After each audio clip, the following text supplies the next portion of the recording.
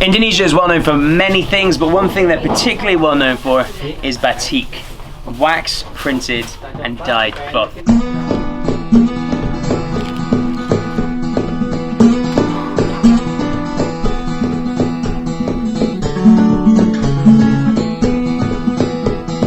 Today I am in Malang, a city in East Java, trying my hand at a bit of batik making.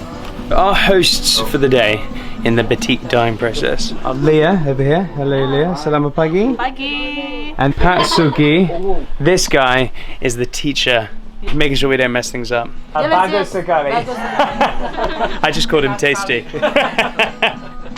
So the first step of the batik process is actually sketching your design. So I've made my own wee sketch underneath, and now I have to trace it with pencil.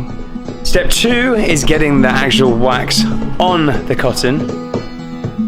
The little tool that they use to get the wax on the actual cloth is called a chanti, and it looks like this.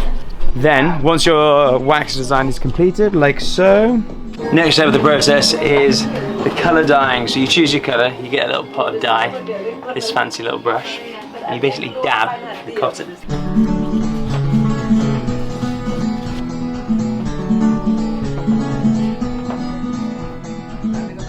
Now we're going to wait 10 minutes till it dries.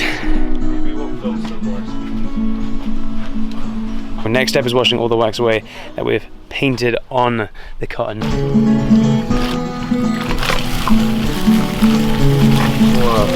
Bagus. And then we're done. Now we leave it in the sun to dry for as long as possible. How do you say finished in Indonesian? Selesai. Selesai. Selesai.